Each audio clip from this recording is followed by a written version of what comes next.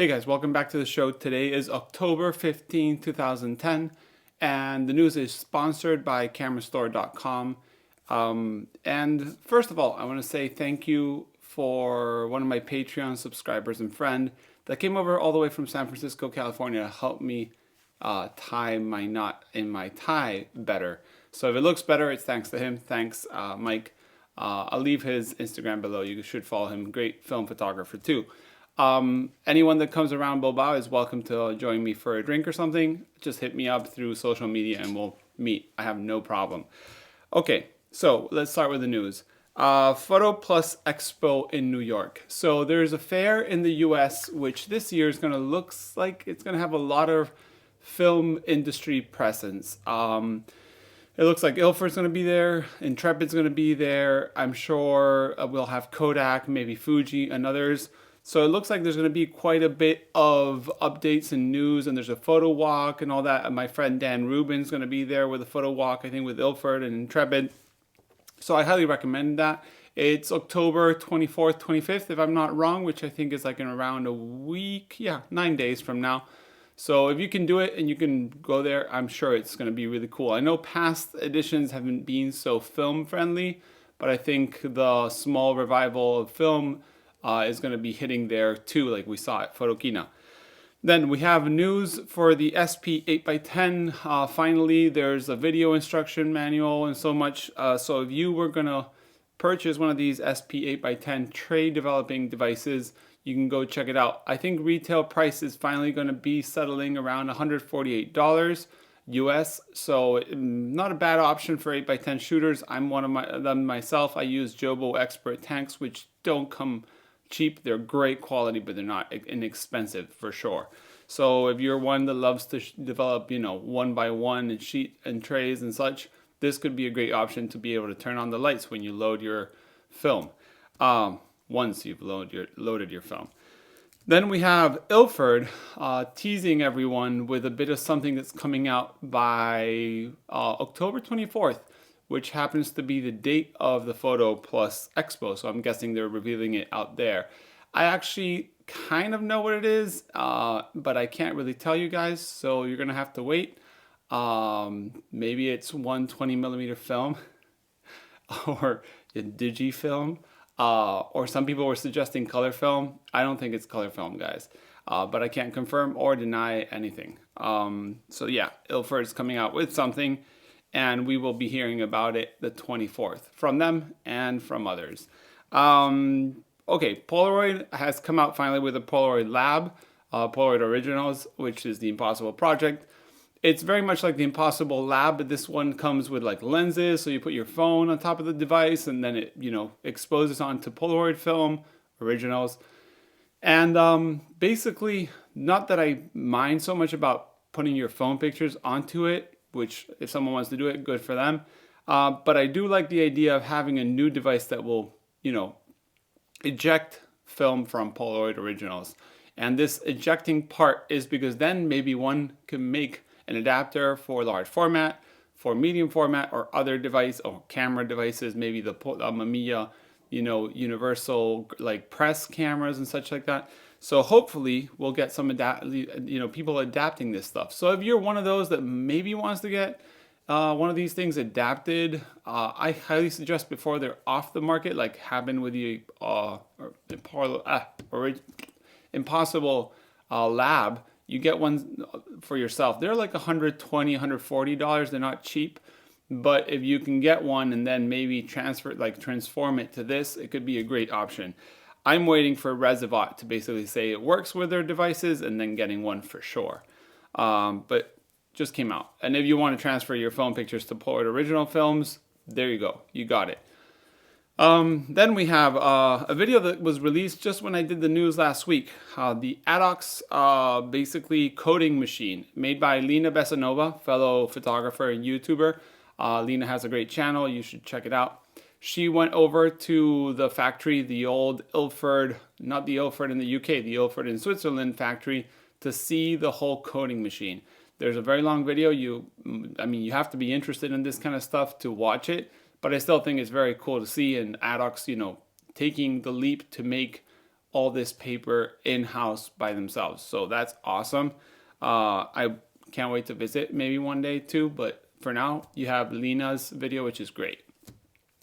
Then someone suggested that their Rerapan is coming back with another, how would you say, another stock or more stock of their Rerapan 127 film. In 127, remember what it is, that 4x4 kind of film that you can shoot on Yashikas, 44s, baby, Rolleiflex and such. And they're coming with a chrome version and black and white. I think it's ISO 100. It used to be Acros, or at least that's what I thought it was. But if you're one that shoots 127, you might want to check it out. I'm going to leave a link, but it's not exactly the store. So you might have to like search a little bit, but that's what I found.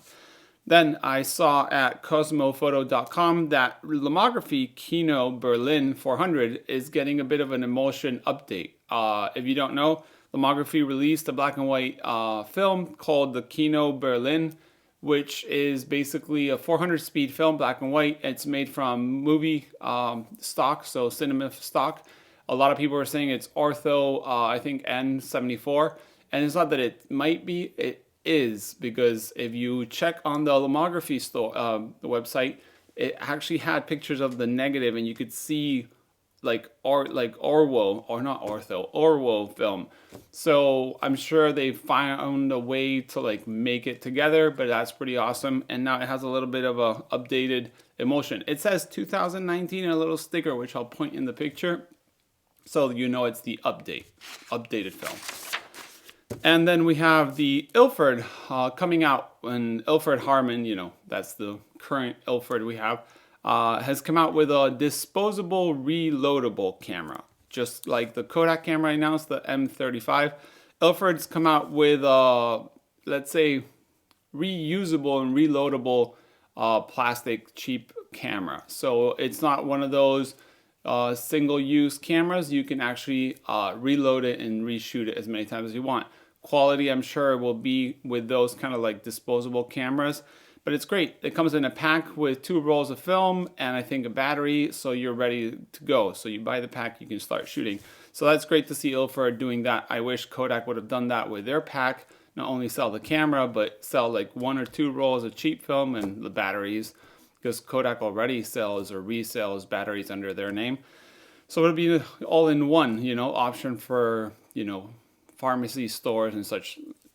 But yeah, nice.